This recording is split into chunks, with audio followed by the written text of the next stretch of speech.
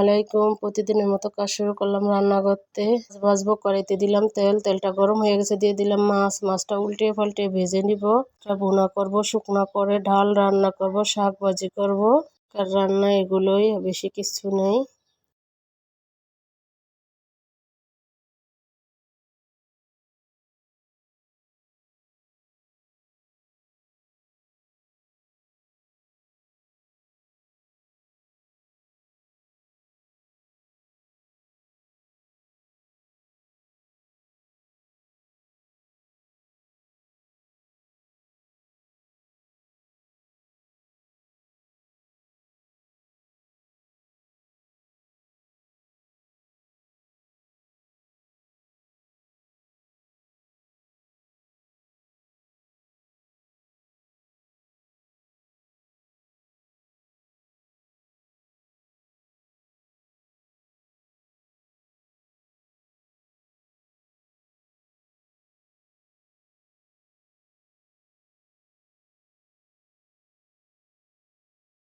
মাছটা ভাজা হয়ে গেছে, এখন তুলে নিলাম।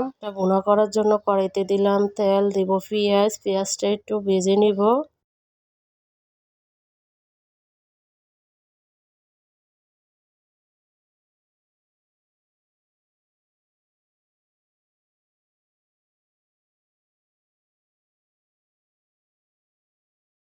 পেঁয়াজটা ভাজা হয়ে গেছে, এখন একটু পানি দিয়ে দিব। রসুন বাটা, জিরা বাটা, লবণ, হলুদের গুঁড়া, মরিচের গুঁড়া, কাঁচামরিচ দিয়ে মশলাটা ভালোভাবে কষিয়ে নিব।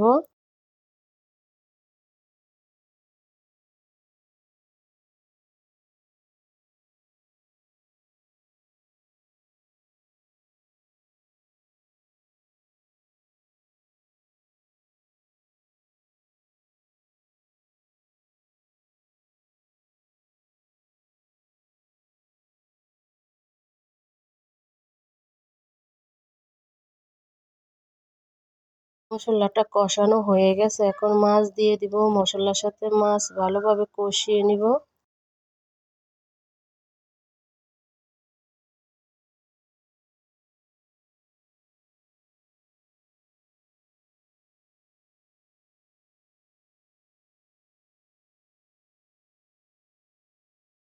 মাছটা কষানো হয়ে গেছে, আমি হালকা করে একটু পানি দিয়ে দিব।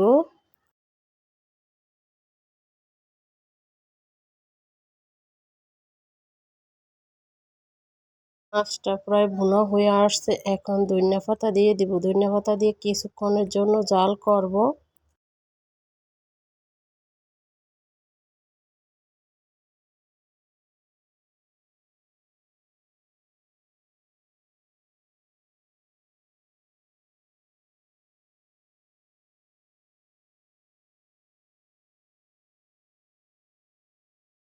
আমার মাছ ভুনাটা হয়ে গেছে, এখন তুলে নিব। আরেক চুলা ডাল বসিয়ে দিলাম। ডালটা দিয়ে গোটা দিয়ে দিব। রসুন বাটা দিব, দিয়ে দিব, দিয়ে ঘুটনি দিয়ে গোটা দিয়ে দিব।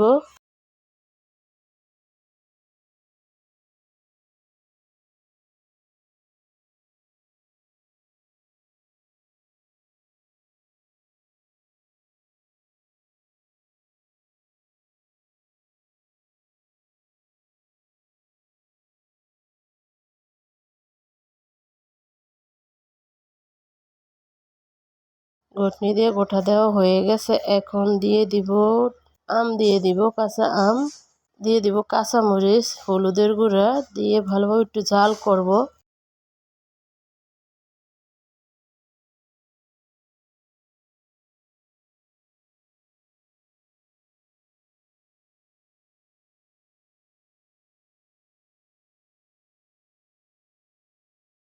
এখন বাগার দিয়ে দিব। বাগারের জন্য রসুন, পেঁয়াজ, তেল দিয়ে দিলাম কড়াত।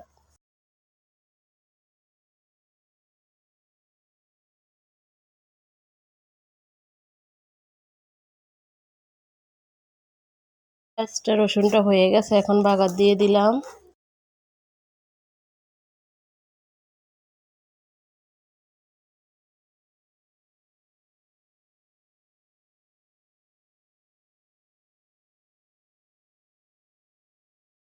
ধনিয়া পাতা দিয়ে দিব। ধনিয়া পাতা দিয়ে কিছুক্ষণের জন্য জাল করব।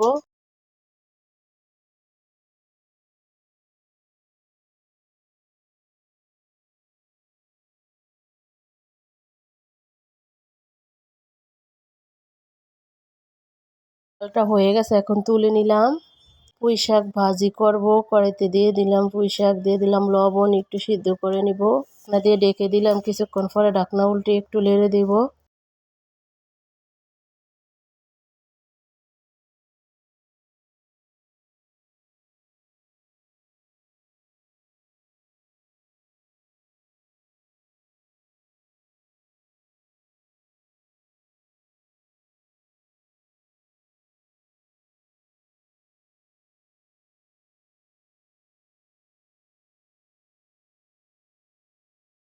একটা ভাপ দেওয়া হয়ে গেছে, এখন বাগার দিয়ে দিব। বাগারের জন্য রসুন, পেঁয়াজ, তেল দিয়ে বাগার দিয়ে দিব।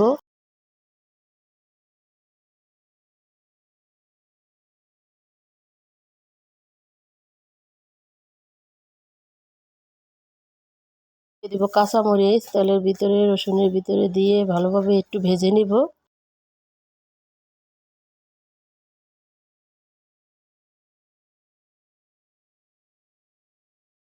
পেঁয়াজ ভাজা হয়ে গেছে, এখন শাক দিয়ে দিব। শাকটা ভালোভাবে ভেজে নিব।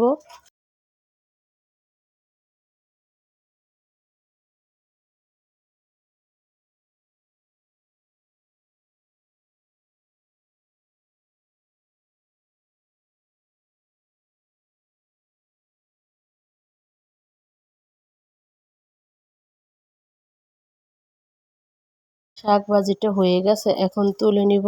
এর মতো রান্নাটা এখানেই শেষ। কালকারটা নতুন ব্লগ নিয়ে আসবো। আসসালামু আলাইকুম।